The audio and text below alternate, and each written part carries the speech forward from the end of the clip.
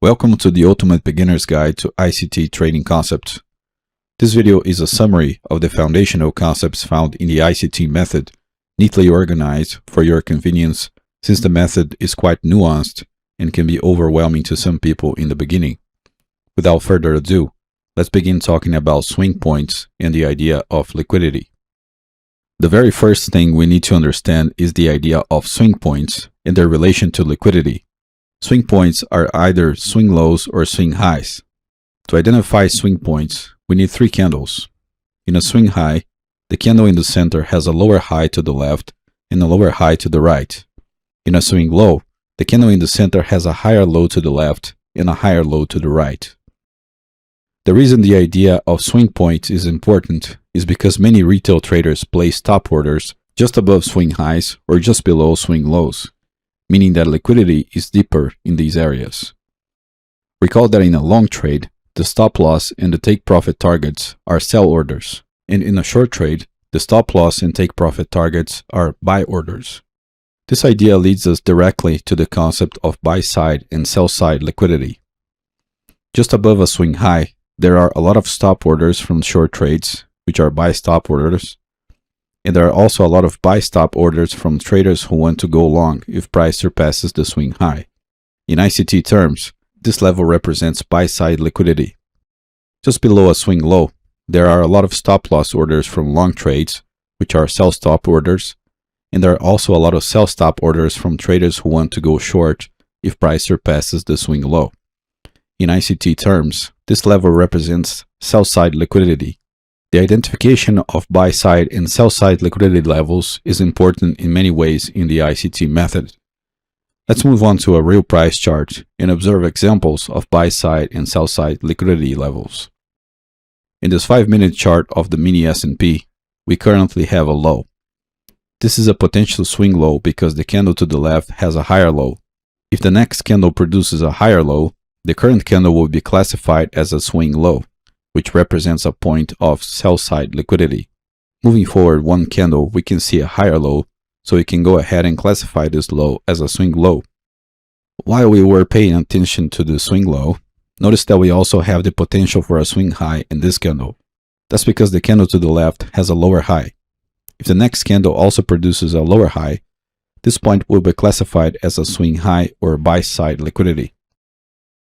Moving one candle to the future, we can see that this is exactly what happens, so we can go ahead and mark this as a swing high.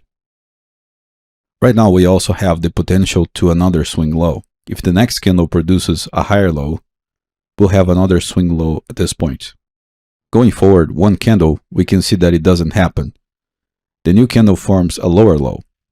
Now this new candle is a potential candidate for a swing low because it has a higher low to its left. In the next candle, we can see that a new swing low forms, so we can go ahead and mark it out. In the next two candles, we can see that price takes out the last swing high and comes back to test it on the other side as support. Over the next four candles, we can see that only higher highs and higher lows are formed. Eventually, price produces a candle with a lower high and renders the previous high as a swing high or buy-side liquidity, so we can go ahead and mark it out. In the next candle, price continues to the downside. Identifying swing points is very simple, but it's a good idea to practice it in replay mode or real time so it becomes second nature to you. Once we start to mark swing points in real price charts, it becomes clear that certain swing points cluster together while others remain isolated, giving rise to two distinct definitions of highs and lows called equal highs and lows and old highs and lows. In this chart, we can see an example of equal highs. Notice how three swing highs cluster together roughly in the same level. Still in the same chart, we can spot an example of equal lows. In this case, three swing lows cluster to form equal lows. Notice that equal highs and lows don't necessarily happen in the same price level perfectly. They simply cluster together in the same area, roughly speaking. Still on the same chart, we can see the concept of old highs and old lows, which are swing highs and lows that stand out or that are isolated in a way. Notice that in the example of the old low, price pierces the old low without closing below it, and then it starts to go up. That's an important idea not only in ICT's method, but in the overall idea of market manipulation, meaning the triggering of liquidity in order to deceptively induce retail traders to one side of the market. Still on the topic of highs and lows, we can look at other important types of highs and lows in any price chart, namely the previous week high or low, previous day high or low, sessions high or low, or even intraday time frame highs and lows. We'll take another look at that when we talk about the concept of daily bias. Another important concept in the ICT method is the idea of discount and premium zones. To understand that, we must first understand the idea of range, which is simply the space between a swing low to a swing high, or the space between a swing high to a swing low. Let's take the example of the range from a swing low to a swing high for the sake of illustration first. To define the premium and discount zones, we divide the range in two equal parts. The upper zone is always called premium, and the lower zone is always called discount. That's also the case when the range comes from a swing high to a swing low, which would be a downward price movement. Whenever we look for long trade opportunities, we want to enter trades in the discount zone, assuming there are other elements to support the trade idea. The lower into discount, the greater the risk-reward ratio if we place a stop below the swing low and a target at the swing high. For downward price movements, we measure a range from a swing high to a swing low. We want to get into short trades in the premium zone. The higher into the premium zone, the better, because we are able to extract a greater risk-reward ratio, assuming the stop loss is at the swing high and the target is at the swing low. This notion of discount and premium is very simple, but it's something you need to keep in mind when we look at other concepts like optimal trade entries, fair value gaps, order blocks, and the combination of elements that will generate trade setups. Directly related to the idea of premium and discount zones, we have the concept of OTE, which is short for optimal trade entry. The OTE is a specific Fibonacci retracement zone that will fall in the discount zone for a long trade entry or in the premium zone for a short trade entry. This specific Fibonacci retracement zone is from 0.62 to 0.79. The midpoint of this zone, which is 0.705, is also highlighted. In this illustration, you can see the OTE for a long trade. Notice how the zone falls into the discount zone. It's important to observe how price action reacts to the three levels of this zone, especially the midpoint at 0.705 retracement level. In this other illustration, you can see the OTE for a short trade. Notice how the zone falls into the premium zone. It's important to observe how price action reacts to the three levels of this zone, especially the midpoint retracement level, just like in the case of an OTE for a long trade. Let's take a look at a couple of examples of how the OTE works in real price charts.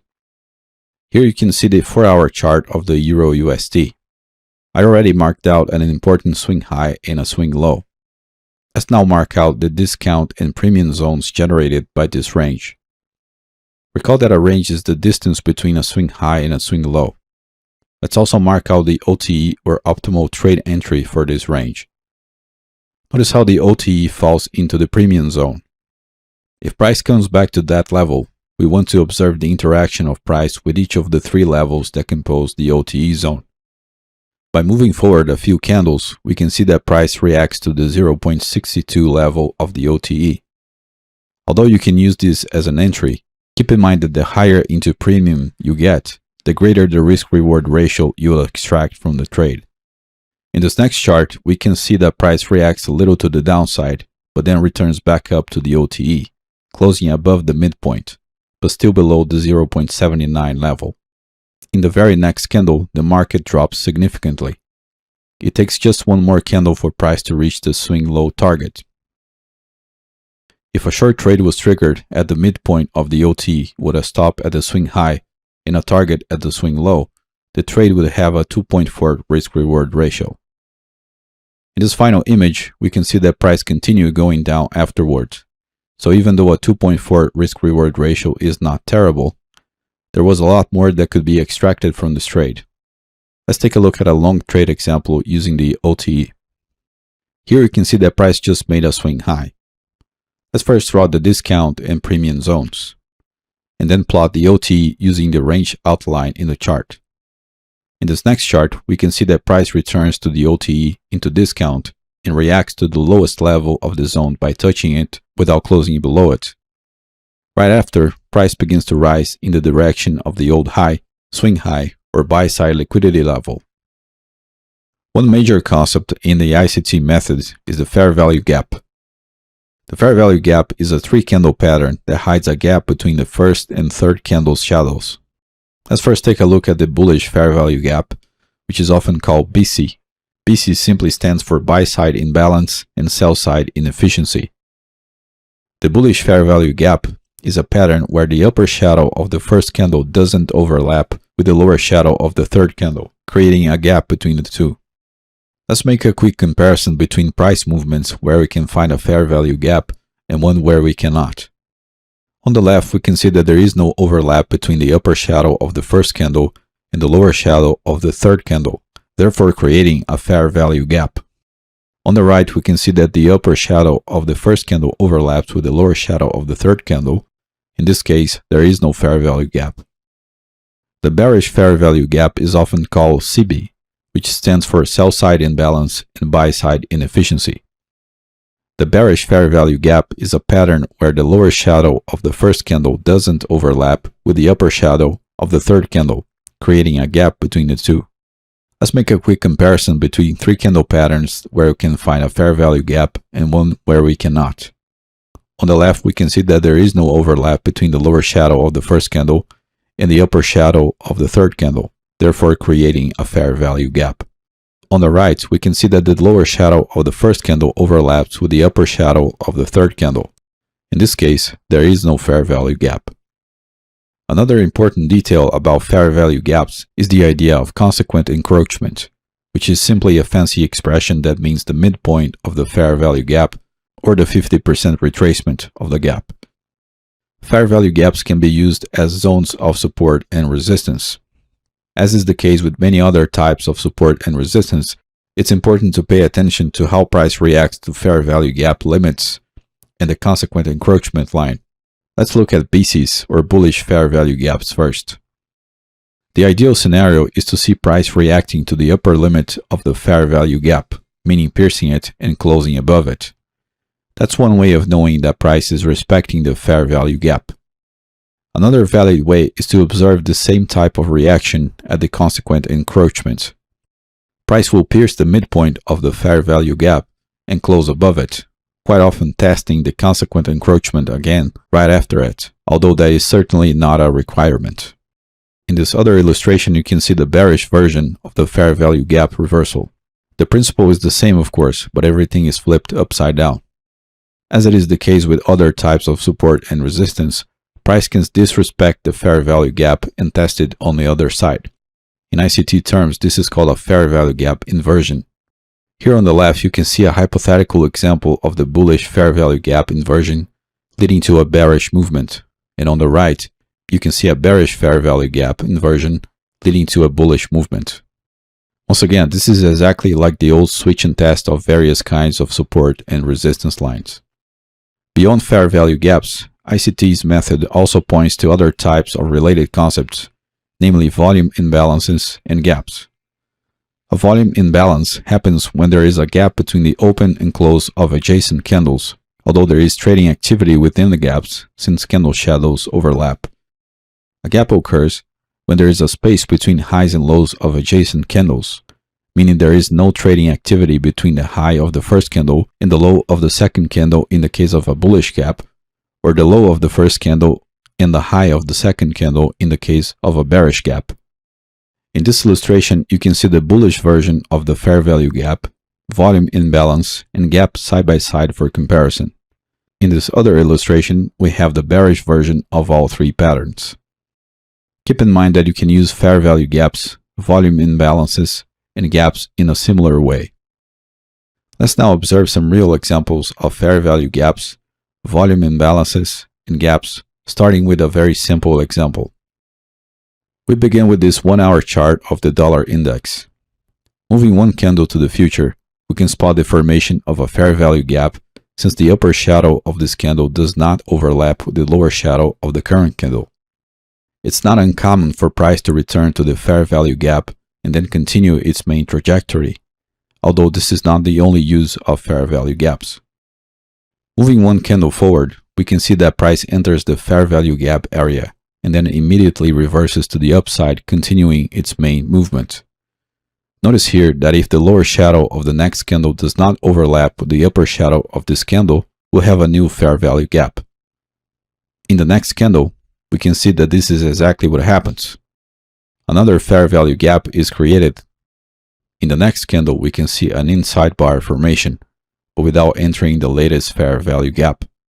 In the next candle, price enters the fair value gap and closes above it, clearly reacting to that zone in a similar way it did with the previous fair value gap.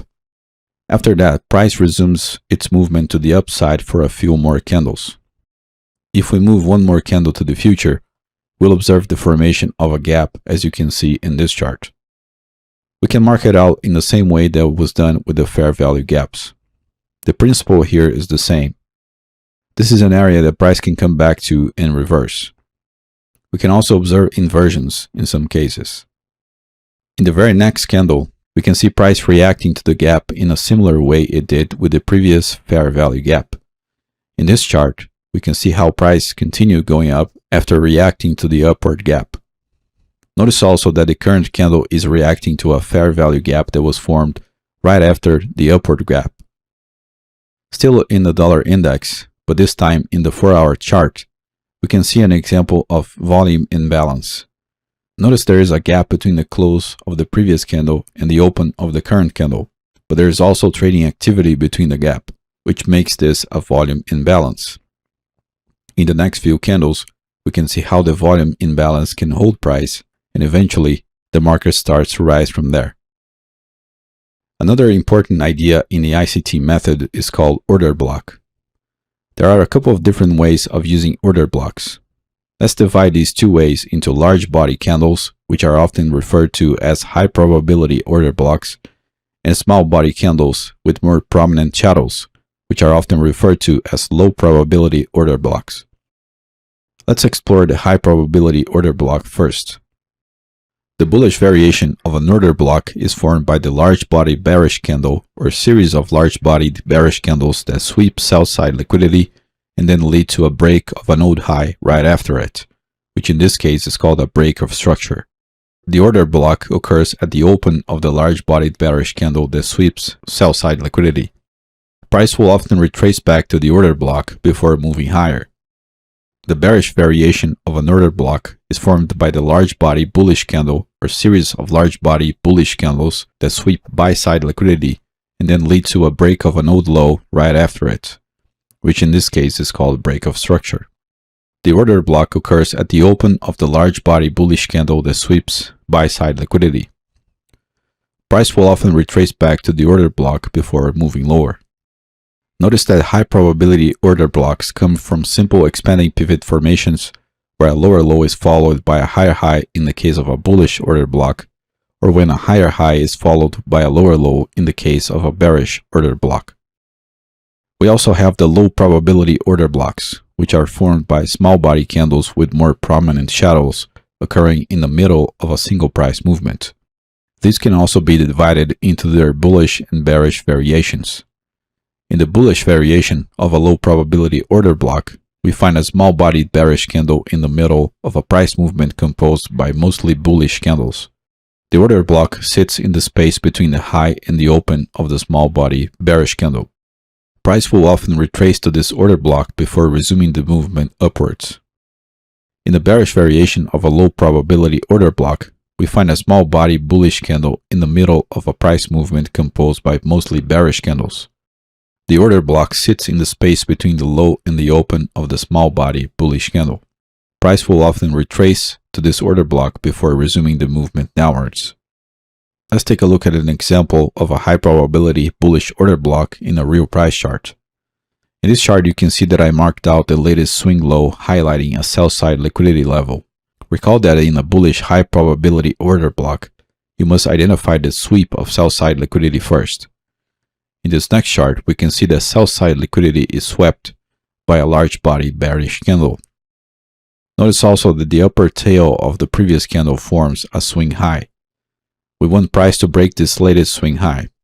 That would be the very next step for us to use an order block in this case. Moving price forward a few candles, we can identify a break of structure, meaning that price rises and breaks the latest swing high.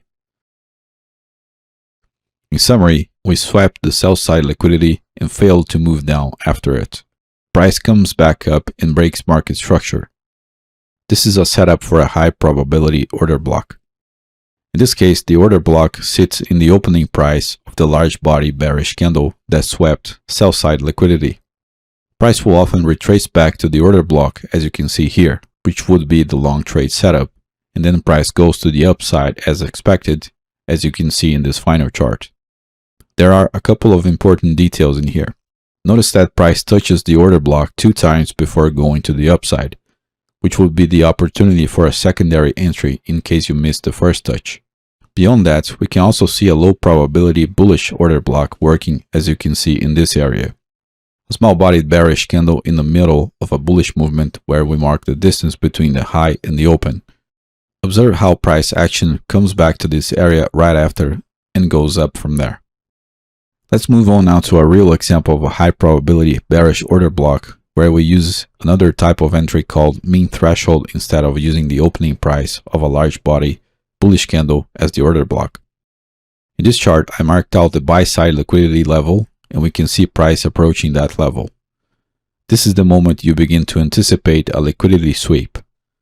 In this next chart, you can see that price sweeps buy side liquidity and then fails to move higher. Notice also that a new swing low just formed. So if price breaks it to the downside, we can look for an order block setup. This time looking for the mean threshold of the order block. In this situation, the order block is the large body bullish candle that leads to the liquidity sweep. The mean threshold is the 50% Fibonacci retracement from the open to the close of that candle, as you can see here. In this next chart, we can see price breaking the last swing low. The setup now consists in waiting for price to retrace back to the mean threshold of the order block. Advancing a few candles into the future, we can see price retracing back up and meeting the mean threshold. And right after that, price goes down, completing the bearish order block setup. An interesting detail here is that we can spot that a low probability order block formed in the same level of the mean threshold of the high probability order block. As is the case with any method, the trader must find the intersection of techniques in order to find the best trades. The final ICT concept we'll study in this beginner's guide is the daily bias. The daily bias is exactly what it sounds like. It's a way to determine if the next day will be bullish or bearish. We can determine that in a very simple way using the previous day's high and low and the observation of what price does at these extremes. Let's look at the basic idea of the bullish daily bias. Let's say you begin with this candle and you mark out the high and low of the day. In the next candle, price breaks and closes above the previous day's high. That would generate a bullish bias for the next day. Another example of bullish bias is when price fails to move below the previous day's low, like so. Notice that price breaks the low, but it cannot close lower. In the second case, we can expect the next day to be bullish or at least the high to be met. In the case of a bearish daily bias, the rationale is the same.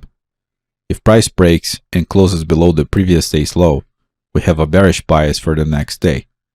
If price breaks and fails to close above the previous day's high, we also have a bearish bias for the next day. In the second case, we can expect the next day to be bearish or at least to reach the previous day's low. This concept, like many others, is better understood in practice. So let's take the daily chart of the dollar index to see how this works. Let's say we begin with this current candle. The first step is to mark out the high and low. Moving on to the next candle, we can see that it broke and closed below the previous day's low. So we have a bearish bias for the next day. We mark out the current high and low. Two things can happen in the next candle. We should see price reaching this low, which in this case is very close to the current price, or we should see price break this low and close below it. In the next day, we can see that our bearish bias was correct, and since price closed below the previous day's low, we continue with the bearish bias for the next day. Now we mark out the new high and low. we should see price breaking to the downside or at least reaching the new low. In the next candle, we can see that our bias was correct. Since price closed below the previous day's low, we continue with a bearish bias. We now mark the new high and low. Price is expected to at least reach the new low or break and close below it. In the next candle, we can see that price moves sharply to the downside, once again confirming the daily bearish bias that was anticipated in the previous day. We now mark the new high and low. Once again, we expect price to reach the new low or break and close below it.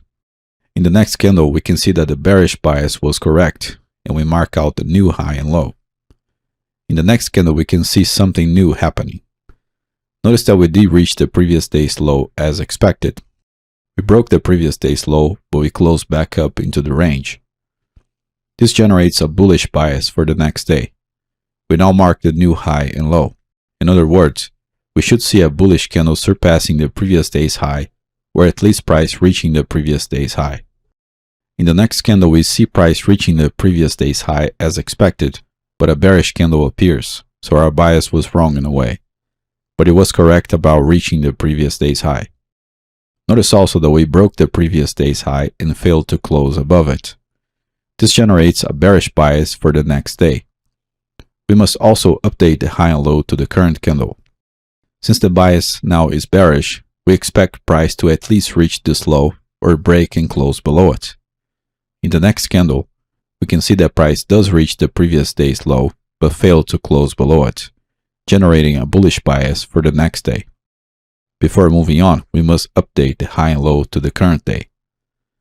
Now we have a bullish bias for the next day, so we should see price at least reaching the previous day's high or producing a bullish candle that surpasses that high. In the next candle, we see that price did reach the previous day's high and surpassed it, creating a bullish daily bias for the next day. Before moving on, we update the new high and low.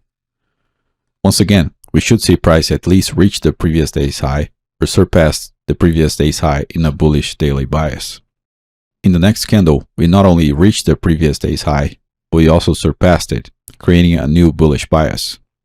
Now we update the new high and low. We expect price to at least reach the previous day's high or surpass it and close above it. In the next day, we close above the previous day's high, creating a bullish daily bias for the next day. And now we update the new high and low, expecting price to at least reach the previous day's high. The next day, we see price closed above the previous day's high, generating a new bullish daily bias for the next day. Updating the new high and low, we expect price to at least reach the new high in the next day. In the next candle, we did reach the previous day's high, but price failed to close above it. That generates a bearish bias for the next day. Updating the new high and low, we expect price to at least reach the previous day's low now. The next day, price not only reached the previous day's low, but it also closed below it, generating a new bearish bias for the next day. Updating the new high and low, we now expect price to at least reach the previous day's low. The next day, we see that price indeed reached the previous day's low and then created a bullish candle that closed above the previous day's high. By the way, notice how price reversed at a fair value gap in here. Now we have a bullish bias for the next day. Updating the new high and low, we expect price to at least reach this high the next day. Moving one candle to the future, we see that price did reach the previous day's high, but failed to close above it, therefore generating a bearish bias for the next day. Updating the high and low, we now expect price to at least reach the previous day's low. The next day we have an inside bar, so we failed to reach the previous day's low, and we don't have a bias for the next day. Now we can update the new high and low and see what happens. The next day, we close above the previous day's high, generating a bullish bias for the next day. Updating the new high and low, we expect price to at least reach the new high in the next day. Moving forward, we can see that we did reach the previous day's high and close above it. I guess you can get the idea of how this works by now. In all these candles, the bias only failed to meet its condition once, when the inside bar appeared. In other words, it worked most of the time. This idea of the daily bias can also be used in intraday charts. The principle is exactly the same. The daily bias can be used to frame a trade in a lower time frame as well. This finishes this beginner's guide to the ICT method. The ICT method goes much further than this, but these are the foundational concepts you can incorporate in your trading right away. If you want to go deeper into it, you can visit ICT's channel in the video description. That's it for this video. If you enjoyed it, please help support the ongoing creation of free videos like this one by clicking the like button, subscribing to the channel, activating the notifications, leaving your feedback in the comment section, and sharing this video with your trading community. Thank you very much for watching, and I hope to see you in the next videos. Take care.